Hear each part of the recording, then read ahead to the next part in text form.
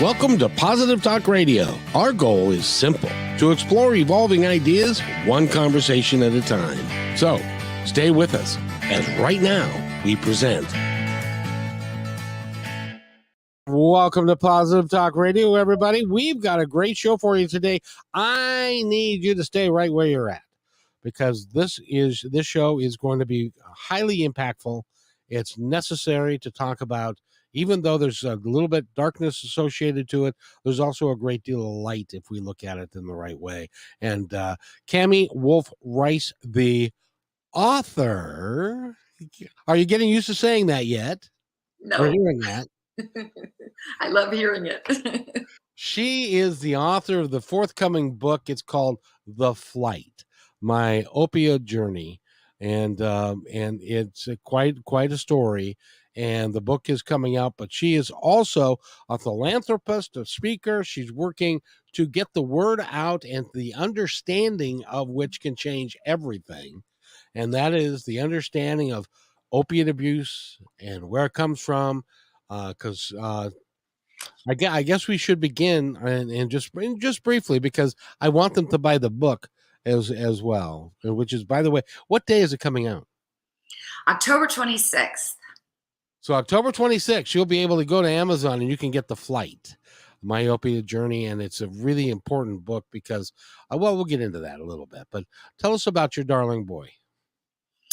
So my son, Christopher, this kid, AP student, wanted to be a Navy SEAL, just super book smart. And he was diagnosed with a colon disease in high school. And this was 20 some years ago, Kevin, and he had to have his large intestine removed. And it was right at the exact time that Purdue Pharma was releasing the wonder drug Oxycontin. And we went home with 90 Oxycontin, followed by 90 more. I didn't even know that they could do that type of a surgery to remove someone's entire large intestine, because I suppose that meant that he had to have a colostomy bag. Yes, sir, he did. He did. And then followed by a surgery. A few months later, they have a J-pouch surgery where they actually turn your small intestine to act as a large intestine, and you can get rid of the bag, thank God. I had no idea they could do that one either. Yeah. For a senior in high school, for, a teenage boy, the disease is just horrific. He had, they have a lot of medicine now that's much better for ulcerative colitis, but then there weren't many options. And he was having, diarrhea 20 times a day. And so trying to go to school and have a bag, and it was just super humiliating. And, honestly, that first prescription of 90 Oxycontins, it took us a while to even understand that there was an issue. He didn't know it. I didn't know it. We didn't know the right questions to even ask the doctor. Well, and I don't think that in those days, I don't think they had the answer to the question that you might have asked them. Exactly. You're right. I think that, doctors were told by the pharmaceutical reps from Purdue Pharma that the Oxycontin was not addictive, when in fact it was very addictive. And in those days, when doctors get a new medication, which is one of the reasons why they don't necessarily go down the natural path of eating better and stuff like that, is because the pills, they get samples all the time. So I'm sure that when this first came out, they were inundated with, because doctors actually got hooked on this stuff. So they were inundated with samples of try this and try get them to take that and stuff like that. It made it really tough. So your son had opening prescription of 90 plus 90. That's 180 pills that you take one every, and it never is one. One every 4 hours. And Kevin, honestly, I, feel horrible to even say this, but we don't ask doctors questions. And I was told to give them to him every 4 hours. He was in pain. He had a hole in his stomach. So of course I was doing exactly what the doctor said and giving them to him every 4 hours. And we fought this for 14 years, 4 rehabs, treatment centers. I was fortunate to have resources to get him treatment. And this drug, as opioids do, they hijack your brain, literally hijack your brain, telling Changes your the brain brain, chemistry, doesn't gotta it? have it, gotta have it, gotta have it, gotta have it. So we had many relapses. We had, which of course he's feeling like a failure because his brain's telling him he has to have the medication. Um, and so it eventually went to, as I was telling you earlier, Kevin, 80% of heroin users started with a prescription. And so my message is number one, you could become addicted with one prescription. And we must feel comfortable to be our own health advocates and ask doctors questions because February 26th, 2016, I lost my son. I'm sorry. Thank you.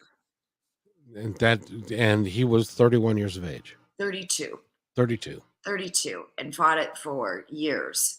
And so What must that have been like for him?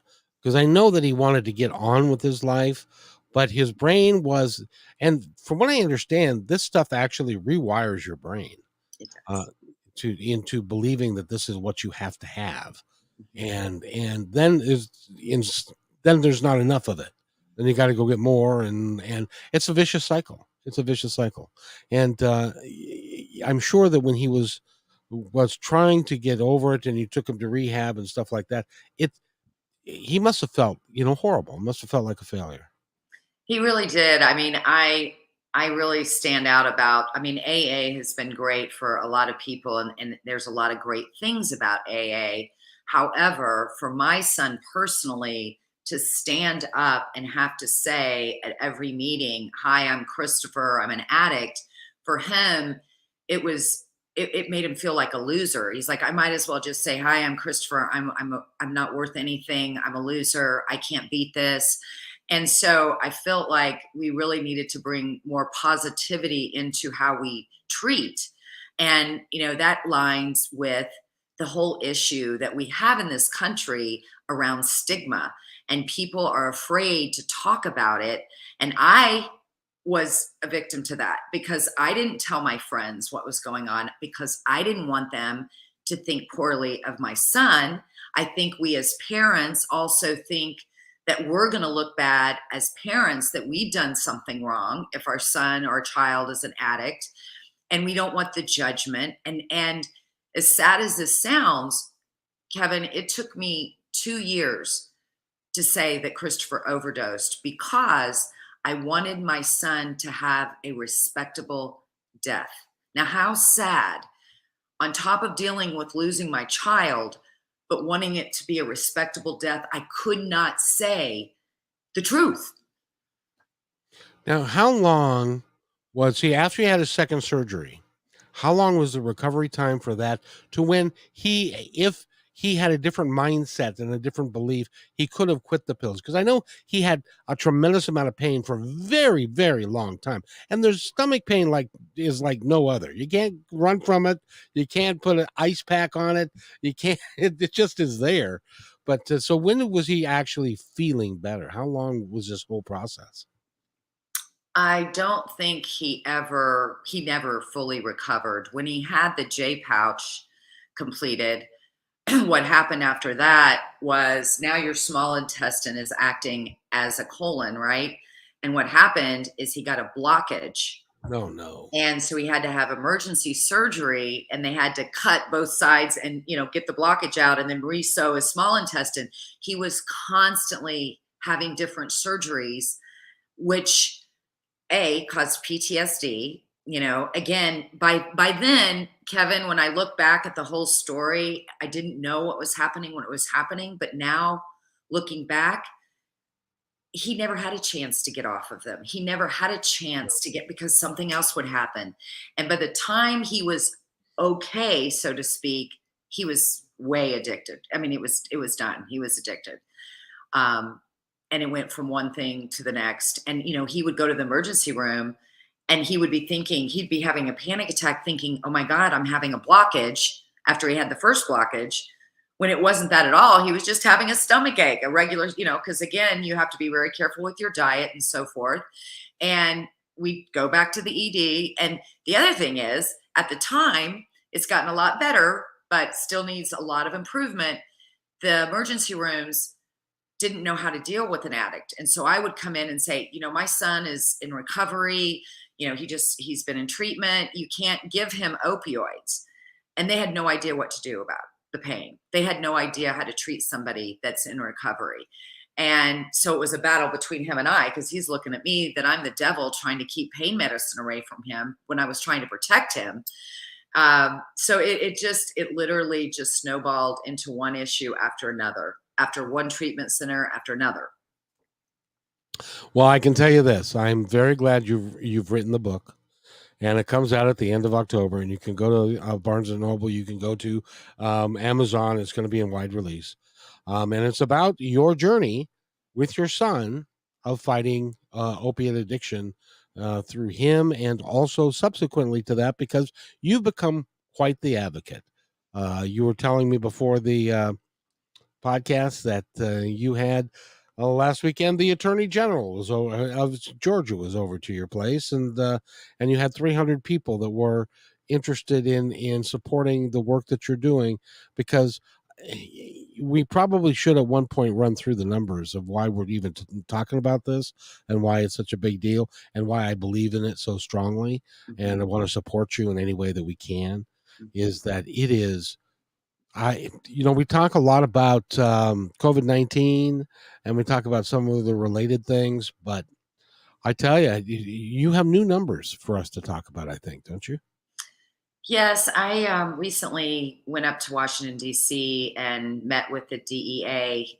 They invited, well, if you can imagine, and probably most can't, I walked into a conference room with over 200 parents that had lost their children. And you talk about grueling, because our country is under a chemical warfare attack, literally. We have kids dying every 9 minutes, and we're not, we need to be really sharing the information. And that was the purpose of writing the book, is to meet to hit the masses, to try to educate everybody, because I'm telling you, you're a parent, Kevin, and in the dictionary, there is no word for when a parent loses a child. People can't even imagine it when they talk to me. They don't even know what to say, because you're an orphan if you lose a parent, you're a widow if you lose a spouse. There's no word for losing a child, because it's out of unnatural order. And the pain is something that is so excruciating that I had to say, I read this book. It was called The Sixth Stage of Grief. David Kessler says the sixth stage is purpose. And I think I skipped a few of the stages and went right to purpose. And I know I'm not answering your question, because I wanted to explain first, like, why I had to get this book out, because I don't want another parent to bury their child. Now, when you look at the opioid epidemic, it is the largest epidemic any of us, anyone that's listening today, Kevin, any of us will ever witness in our lifetime. I mean, we're talking 100,000 just in the last year. Now, there's several tentacles to this. There are people becoming addicted by prescriptions. So there's that box. But then what we're talking about now is fentanyl. And fentanyl, look, let's be honest. Hundreds of years people have been experimenting with drugs. In college, you try this, you try that. Sure. Parents say, oh, my kid wouldn't do that. Well, I'm sure the West Point cadets thought the same thing about their children when they went on spring break and tried cocaine. Kids are curious. They're told different things. They might be under peer pressure, whatever. Here's the difference. In today's world, experimenting with street drugs, the drugs are poisoned. It's not an overdose. You're not taking too much of something. You're taking one pill and dying because it's been poisoned with fentanyl. It's a big difference. So street drugs, experimenting, being at college, trying this, those days are over, because our country's under, literally under a chemical warfare attack. That's coming from our own DEA out of Washington, D.C. It is amazing to me that the number that you just said, 100,000 kids. And I just want to remind everybody that we were in Vietnam from like 1963 to 1975, and we lost 56,000 service members who were killed during that conflict. During all of those years, we are losing 100. We're having a Vietnam plus every year now. And it it must make your blood boil that you don't hear as much about this in the media as we really should be, because this is a all hands on deck. We've got to figure this, excuse the expression, we have to figure this shit out, or people are gonna, lots and lots of people are gonna continue to die, especially with this fentanyl stuff, where from what I understand, there can be a granule in it, in a particular pill, and it can kill you. Is that right? Yes, it is. It is. And I just last week there was a girl, 14 years old. She Oh, got a sweet tart at school, and the fentanyl was in the sweet tart, and she's gone. She died. And so my point is, it's not just in Adderall, Xanax, marijuana, Oxycontin, all the street drugs.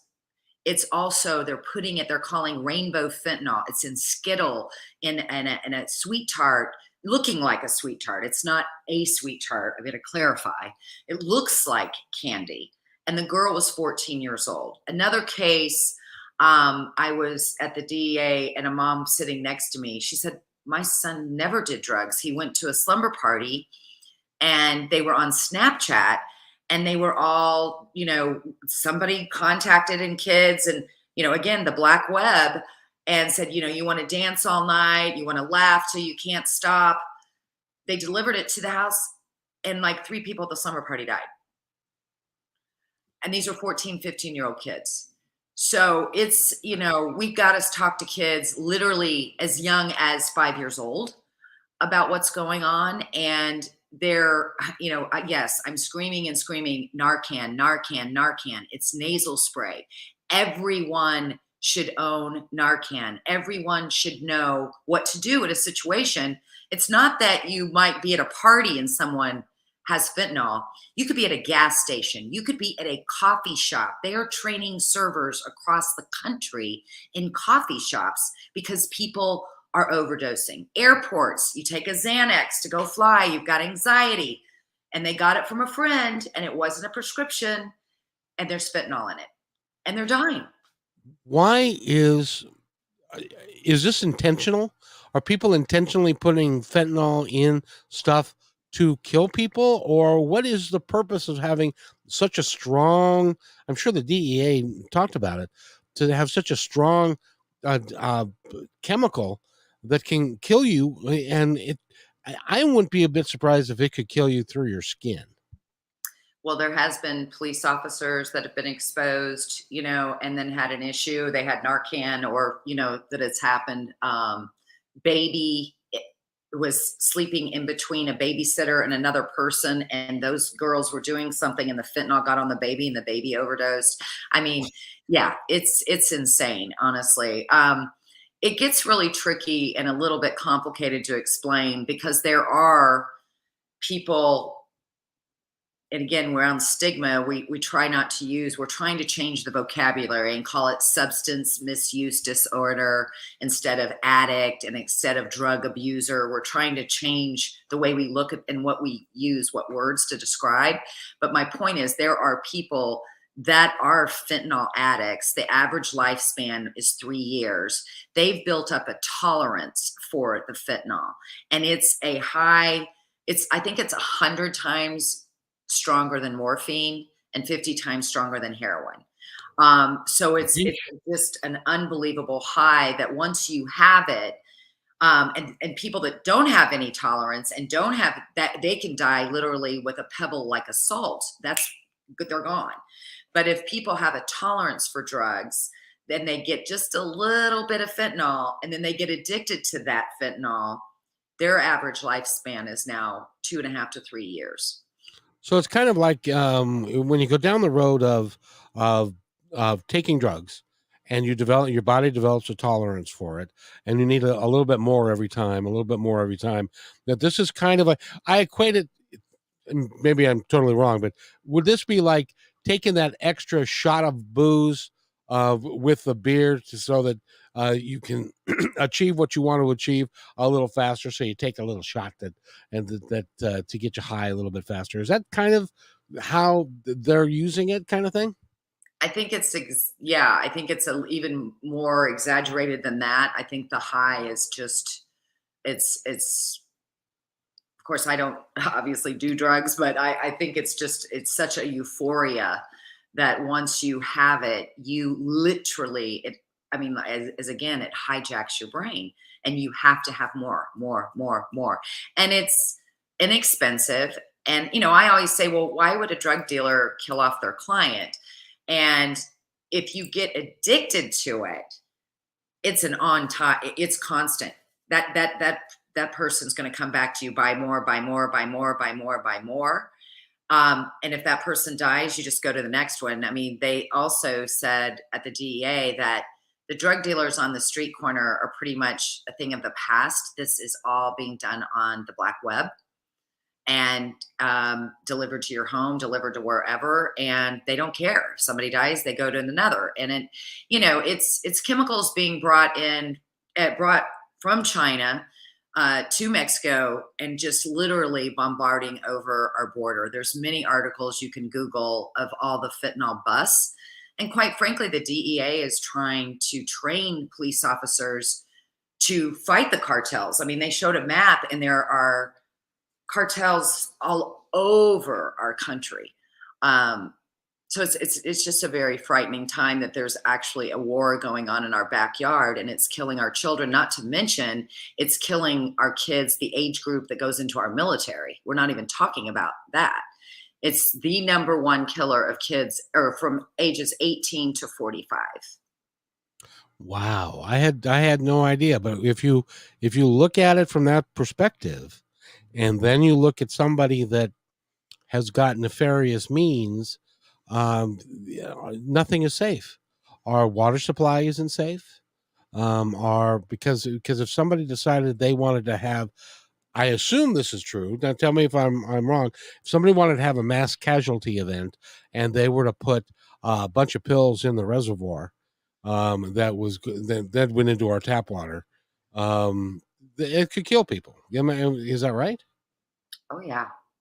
Yeah, I don't want to give anybody any ideas, but I've thought that myself too. It's like I just wish that Well, you trust know, me, if you and I thought about it, it's already been thought of.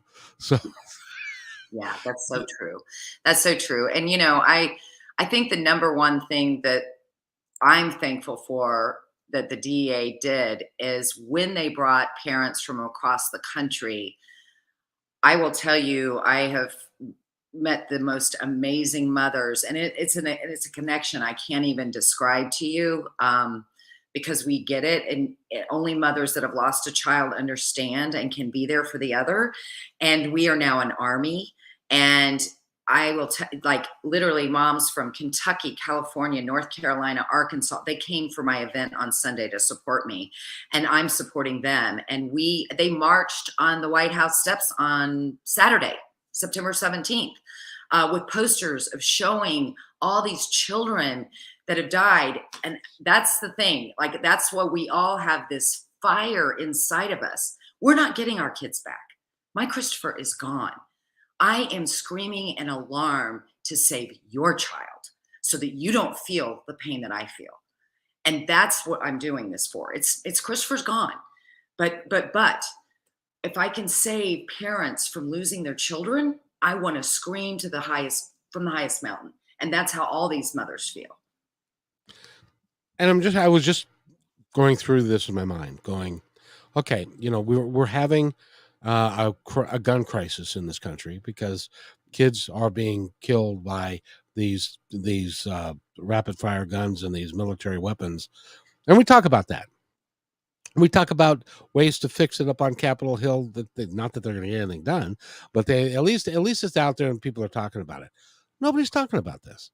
This is the weirdest thing and it is far and away, statistically speaking, it's far and away more deadly than mass shootings are. By just by the numbers, I mean, if 100,000 people were well, there are lots of people being killed in this country by firearms, but this is something that we could actually do something about.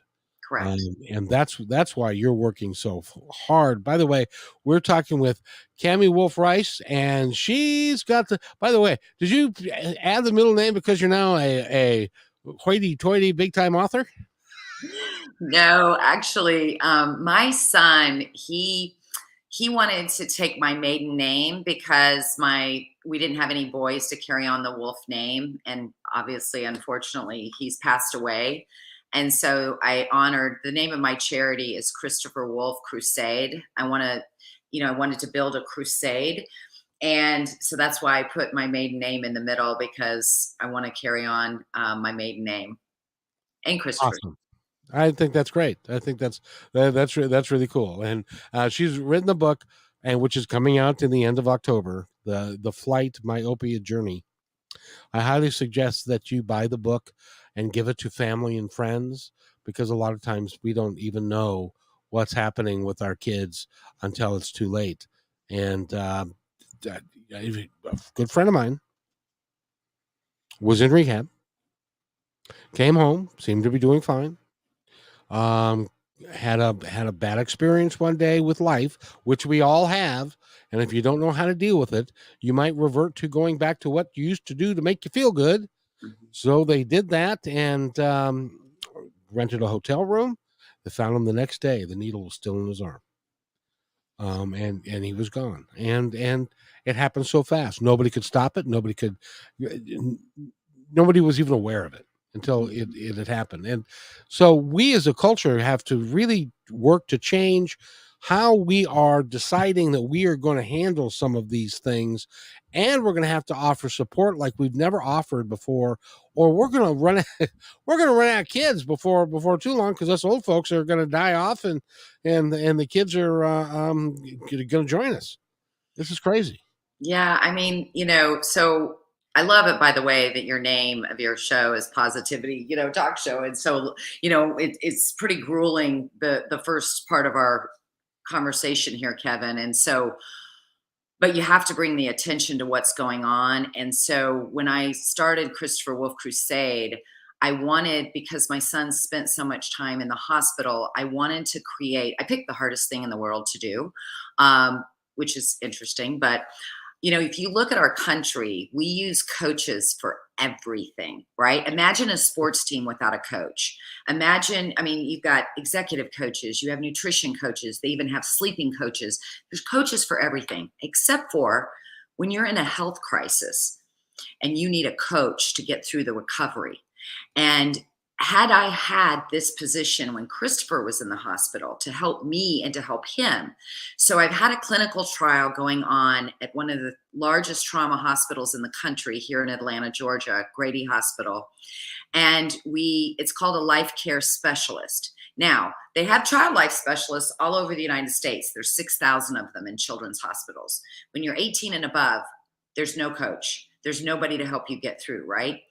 And so and I call them to the patients, they're your care coach. And this care coach's job is to, number one, educate you about the medication that you've been put on. If you have to be on an opioid, you've had a car accident, a football injury, whatever the case, the importance of how quickly you need to taper off. We also provide all these techniques for non-pharmaceutical things to do for pain. We as our society think we can take a pill and that solves all the pain.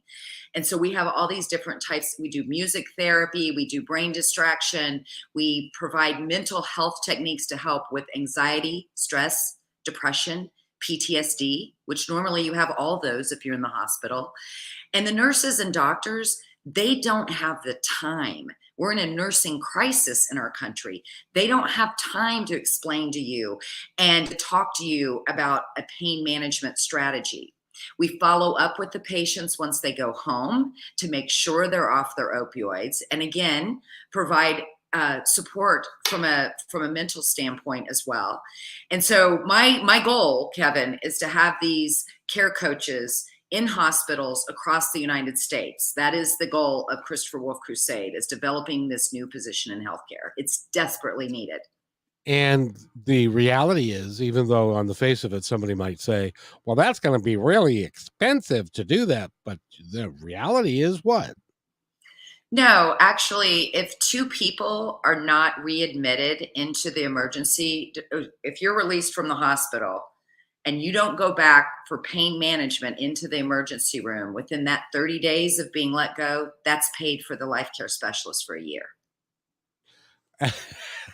You told me that before, and it was like, wow. That again, that makes altogether too much sense.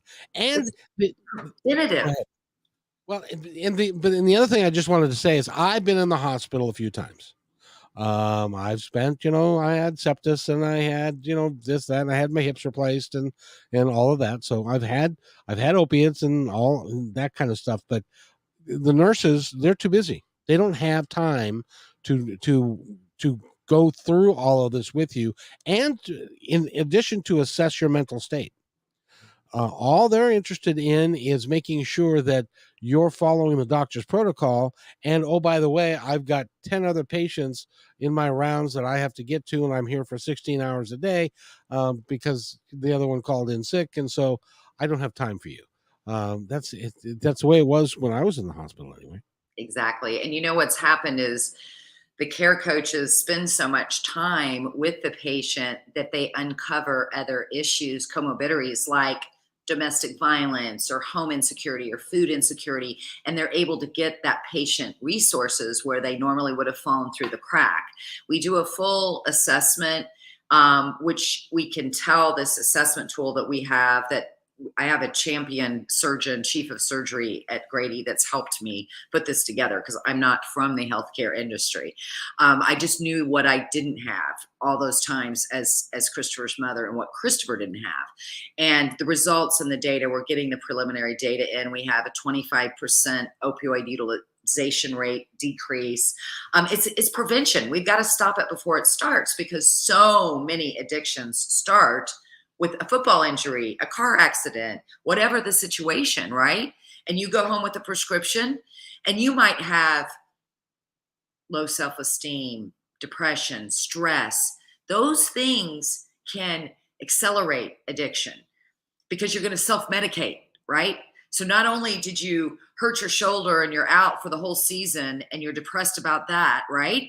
Then you've got these pills that make you feel good. So you're going to self-medicate. And the next thing you know, you've got a senior in high school that's addicted to opioids. So we have to get on the prevention side.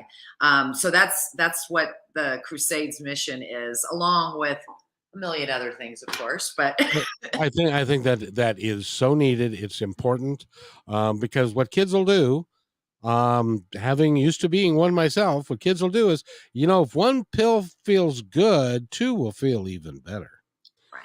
right. And so when you start going down that road and you're taking over your prescribed amount, and in those days, now I don't know how it is across the country. I know that in Washington State, where I live, they're becoming increasingly aware of opiates and they're prescribing them less if they can. They used to give them out like candy. They don't do that anymore as much. Well, I can't say that because I'm not in every health care situation.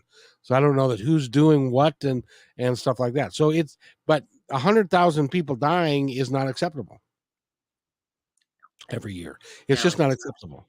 And so no. the work that you're doing is really, really good. And for heaven's sake, it's so needed. When you're in the hospital, life sucks. I don't care who you are. It's not fun to be in the hospital room, in a hospital bed, and you can't go anywhere and you don't feel very good. And it would be nice to have people there to support you, especially for those that don't have family around them. Absolutely. I mean, that was a silver lining during COVID because they couldn't see family members. And when we had a 26-year-old that had her leg amputated and couldn't see her parents, can you imagine? And I said, do not leave her side, and the life care specialist spent hours in there. And, you build a trust, and we have a patient care package. Believe it or not, Like simple things. You know what? One of the number one things that patients love is an adult coloring book because it distracts the brain.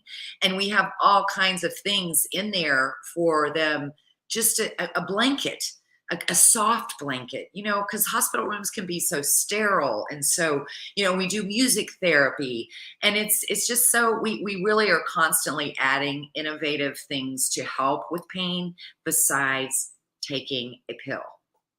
How did you come up with this idea?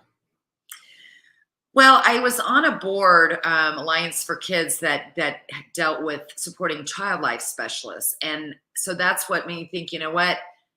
Children have that, and the child life specialist helps children and helps the parents of the children in the children's hospital.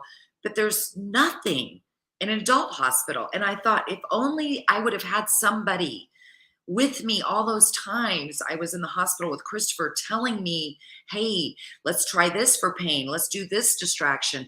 We've been trained by the Trauma Resource Institute with these little simple techniques to help distract your brain when you're having anxiety, stress, and depression. And so we've all been certified, even myself. I got in certified on these techniques because everybody deals with stress and anxiety. I mean, we're hearing about mental health now like we've never heard before. And thank God, we've got to get the stigma out so that we can all help each other. Everybody needs everybody needs a coach. Everybody needs help from time to time. We all have blind spots. We all need support. And one of the things that I like about what you're doing is that you're providing and gathering all these people to support each other. What happens is when you have a community, and you're having a community that came together because everybody's wounded, but you can help each other, and you become a very, very strong advocate for one another. That's what I think happens? Is that what happens? It is. And, if you have a family member, you're listening right now, and you have a family member, because we all know one, and it might not be immediate family, it might be a neighbor, it could be, we all know one. And don't give up on them. They're in there, and they need a tribe of support around them. They need support. And, and so do the caretakers.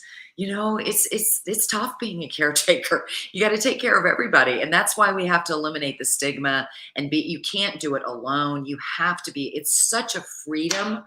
I will tell you, it was such a freedom for me to come out and stand in the sun and say, I'm not going to worry about looking good. I'm not going to worry about sounding good. I am out to help people and to save lives. And so to do that, I had to be raw. I had to come out and say, this is my son overdosed. My son turned to heroin.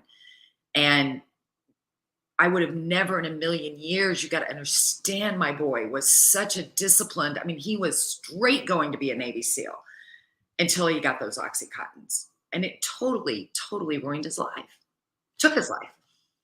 I'd like to, if for somebody that has not uh, talked about becoming like a Navy SEAL, or know somebody that's talked about the regimen that they go through, you have to be strong willed, you have to be tough, and you have to be willing to do some things like no other. And if he was I'm sure he knew what was ahead of him to become a Navy SEAL and was preparing for it.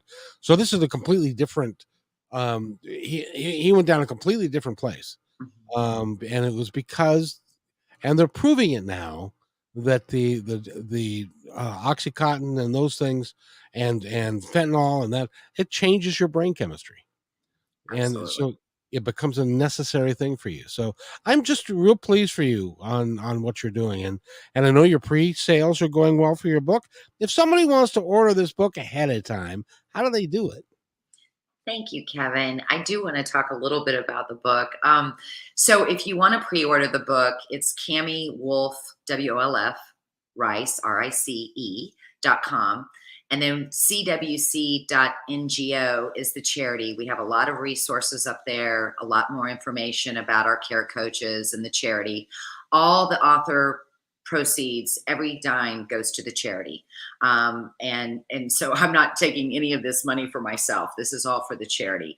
And I got to tell you, it's been an interesting journey writing the book, because I had to go outside to really explain because you can't explain the pain. You just can't.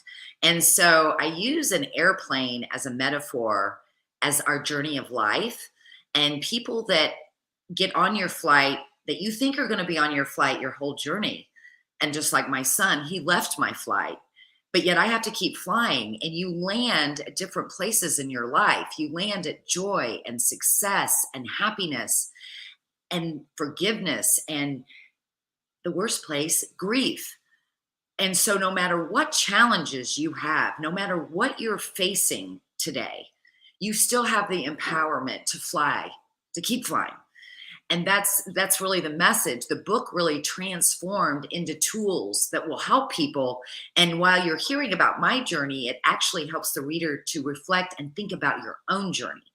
So I've had people that, didn't have a son that passed away, didn't have anything to do with opioids, but they said, you know what, I've been wanting to open my own business and I'm going to do it now after reading your book. And I was like, whoa, that has nothing to do with losing a son or an opioid journey.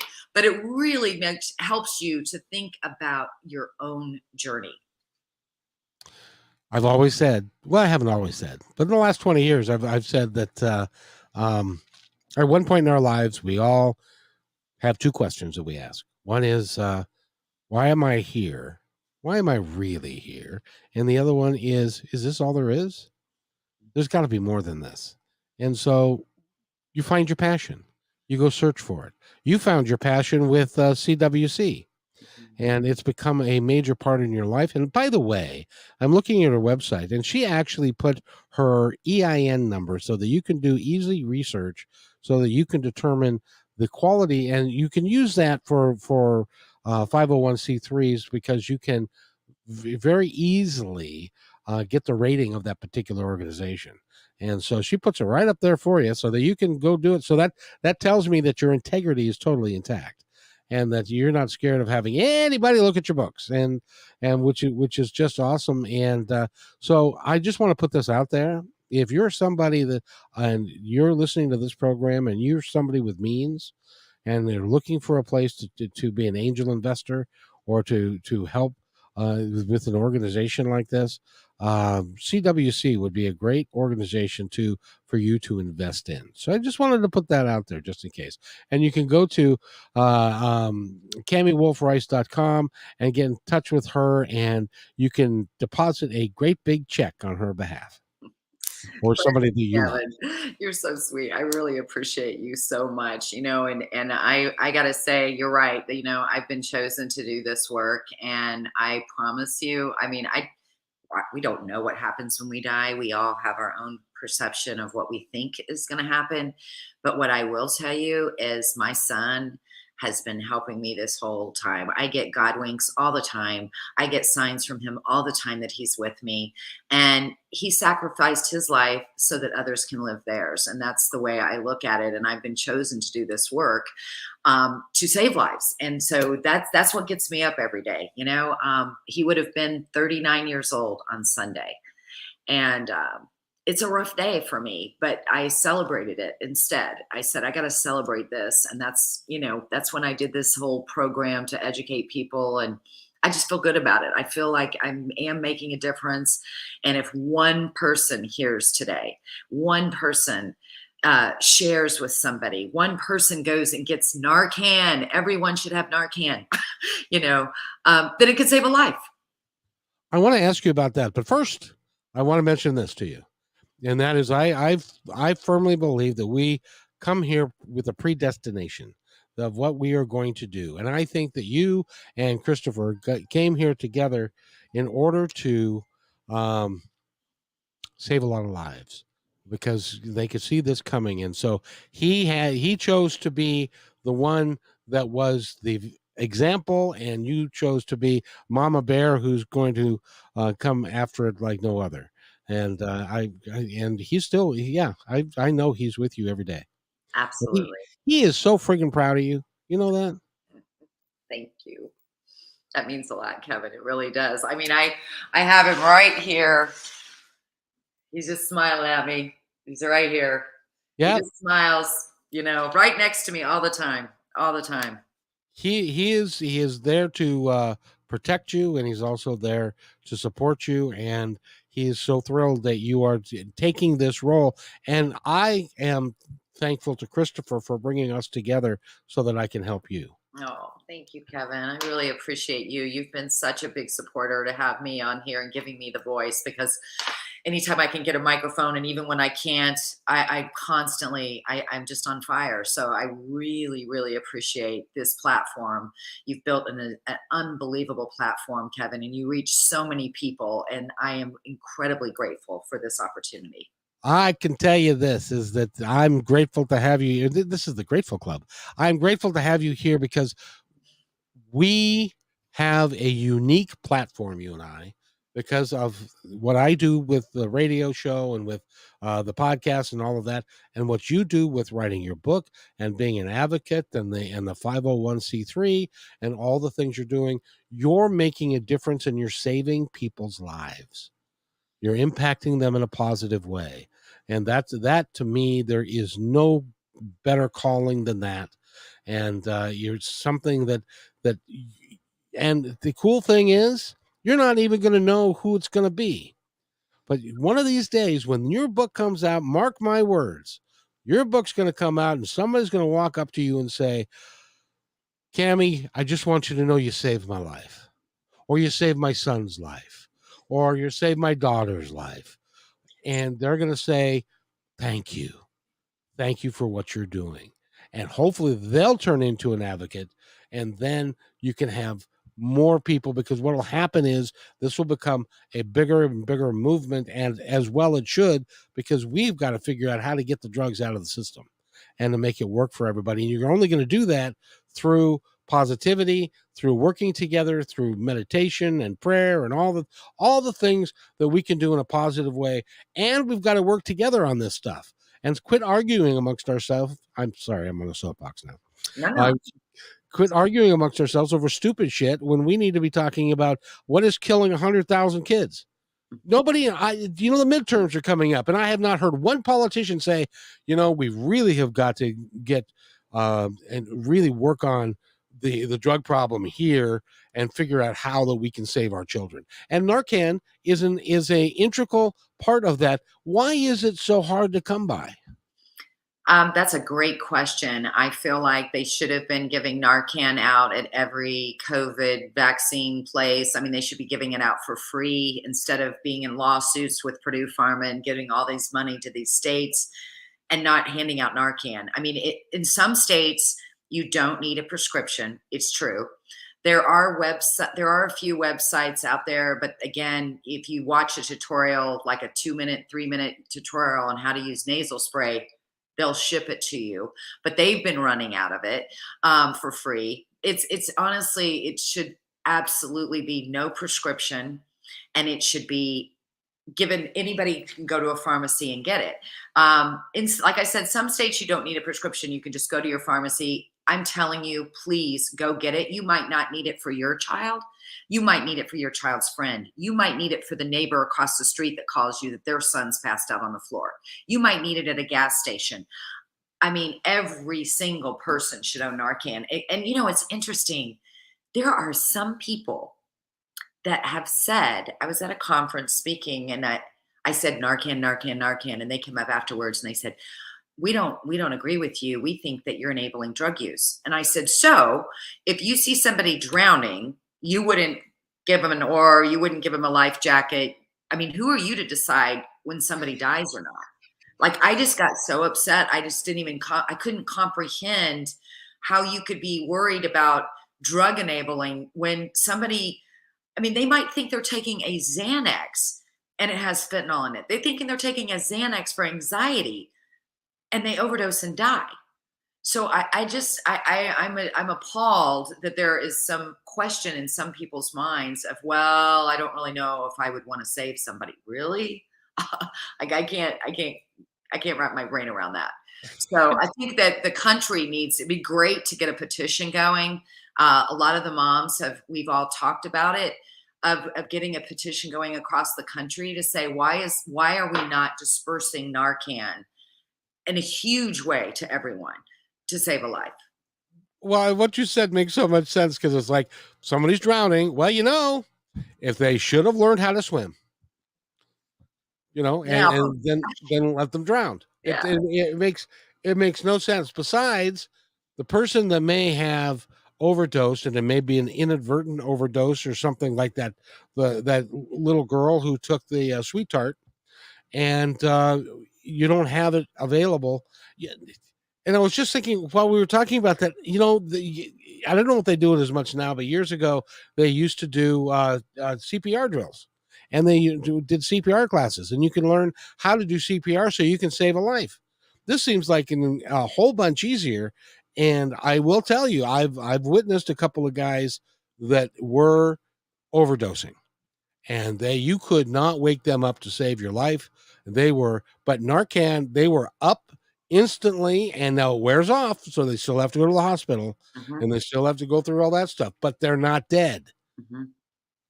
That's Hmm. that's pretty. So I agree with you that we have COVID boosters for free.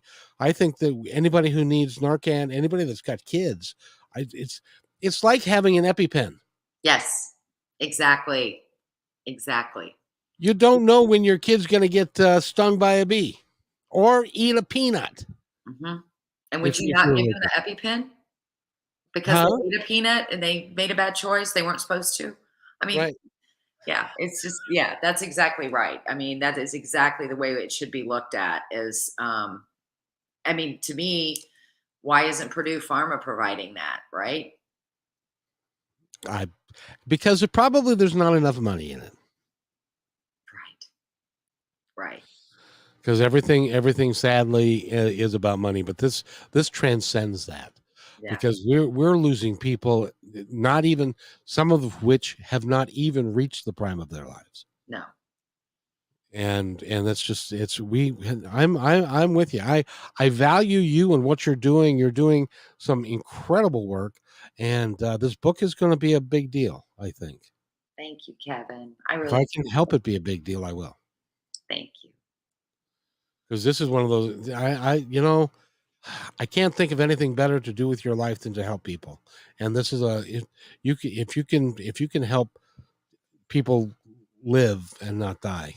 And your book is important. It's called The Flight: My Opioid Journey. And the author is Cammie Wolf Rice. It's going to be out in late October. However, you can go to her website, which is CammieWolfRice.com, and there's a little tab there that says buy the book. And you can pre order it right now. And you know what? Christmas is a coming. It's going to be, the older I get, the faster Christmas comes every year. It just amazes me. Yeah, I know what you mean by that. And the other thing I just want to mention too, I put QR codes. I learned this through, going to a restaurant and wanting to eat. So I learned how to do the scan at a restaurant. And I was sitting there and I was like, oh, I'm going to put that in my book. So in the back of the book, you scan a QR code and it has a full library of resources, information if you want to learn more, how to talk to your kids about drugs, how to find a treatment center in your area. It's a resource library that I can constantly keep updated. It'll never go stagnant because it's a QR code. And then I also did a QR code after each chapter just to add some extra content of my own personal experience and journey. And I talk about a lot of things in there, and I know we've talked about a lot of really disturbing things here, but I just want you to know that there is a strong message of positivity and hope, and most importantly, love in the book as well. If you want my honest opinion, the only way that we are going to get through this kind of stuff is with love, compassion, caring for each other, and really working to make it happen. Yes, sir. Because it's not going to happen any other way. And it's even, you talked about AA, and I think 12-step programs are a real good idea, but I think there's a better way, personally. Um, don't know exactly what that way is, but there's got to be compassion. There's got to be love. They've got to take care of each other, and I know they try and do that there too. But if you need, and also in your book or on your website, does it give anywhere that somebody who needs help can go get it? Yes, it does have it has a treatment locator. You can put in your zip code and it'll tell area where they have treatment centers and areas of help. There's also Partnership to End Addiction. They help families. I'll tell you, families, when you are dealing with someone fighting substance use disorder, it doesn't just hit the person suffering. It's the entire family, and you need support for siblings and for moms and dads. And so there's a lot of resources from that perspective as well. You do need support. It's an ongoing. Unfortunately, there's not a cure. You're going to be dealing with it. There are relapses. I mean, it's a long term journey that you need help, and that's going to have all those resources in there for you. It's a horrible thing that the kids are having to go through. They don't think it is when they first start, but after a while, it becomes insidious and it affects family life. It affects your ability to work and do everything else.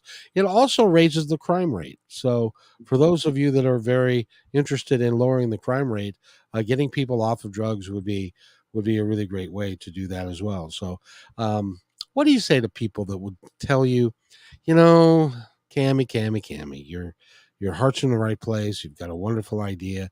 The work is going to be good, but you're never going to solve a thing because these people choose to do what they do.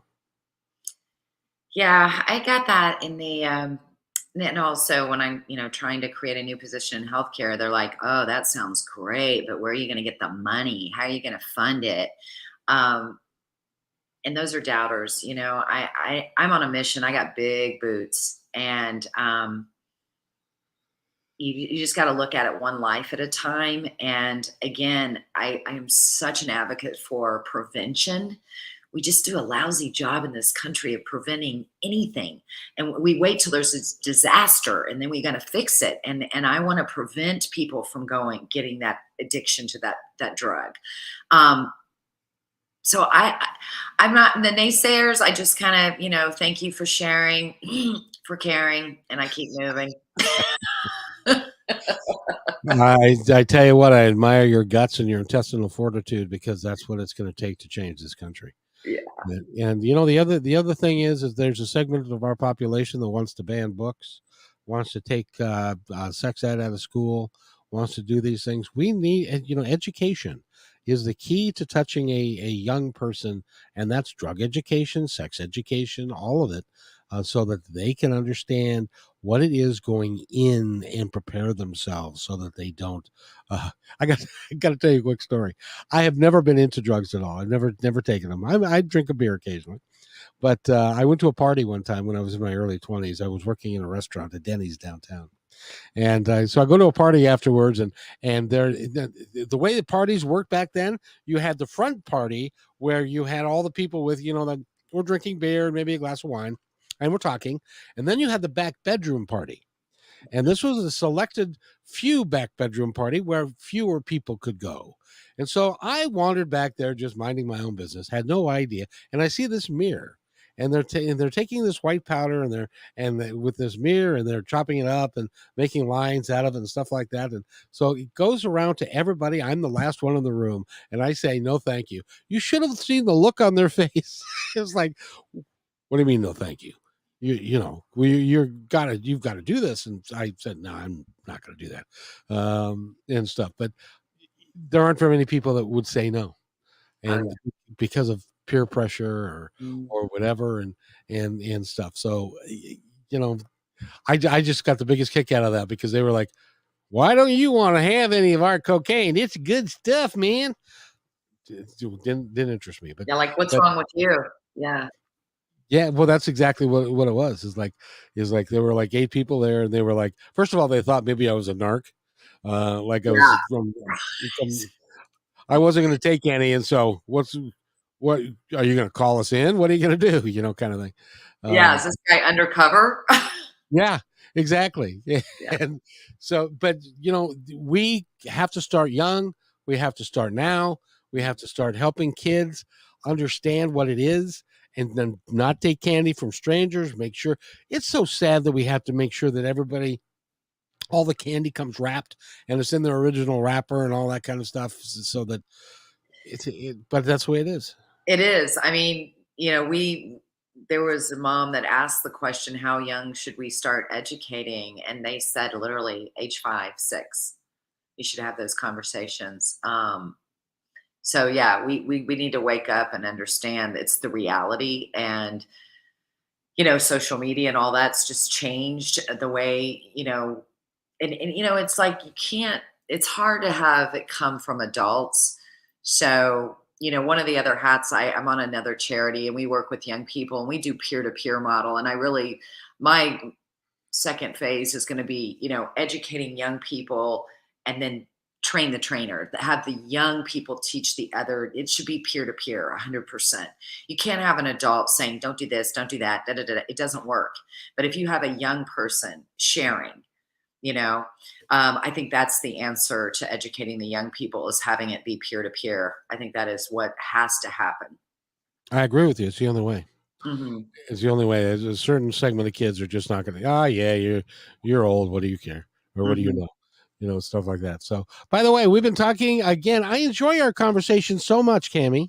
Thank you. I enjoyed it too, Kevin. I really appreciate it. You gave me all the opportunities to get everything. I mean, I could keep going. I mean, I have so much information I'm trying to share, but I think I hit the highlights and the most important things that for your audience to just beware of. Well, if you watch this in the next third, no, the whole next week, because she's going to be on KKNW 11:50 a.m. and 9 a.m. in the morning Pacific time next Monday, and we're going to continue this conversation, and we're going to point to this podcast so that people can go there and watch that. I don't know that you can get enough information about this for it to be like overdone, because when you think about every 9 minutes, we've been doing this. We've been doing this for 60 minutes. So that means every 9 minutes, what is that?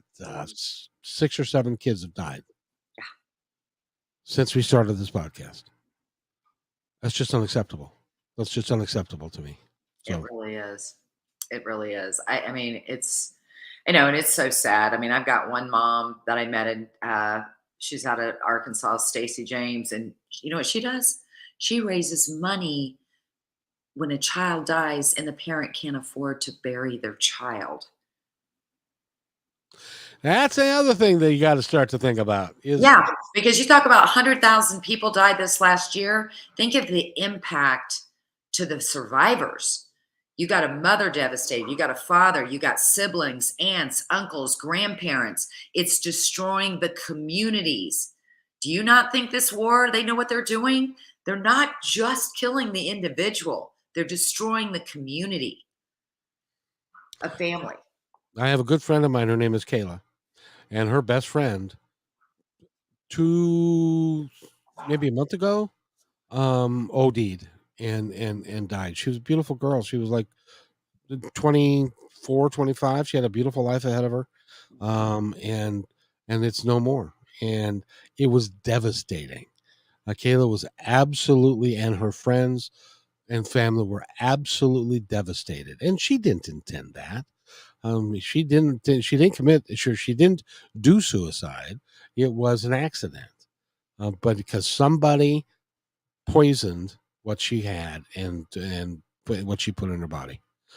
It's Man, that's you're talking about friend. We didn't talk about that. We're talking about the families that are impacted.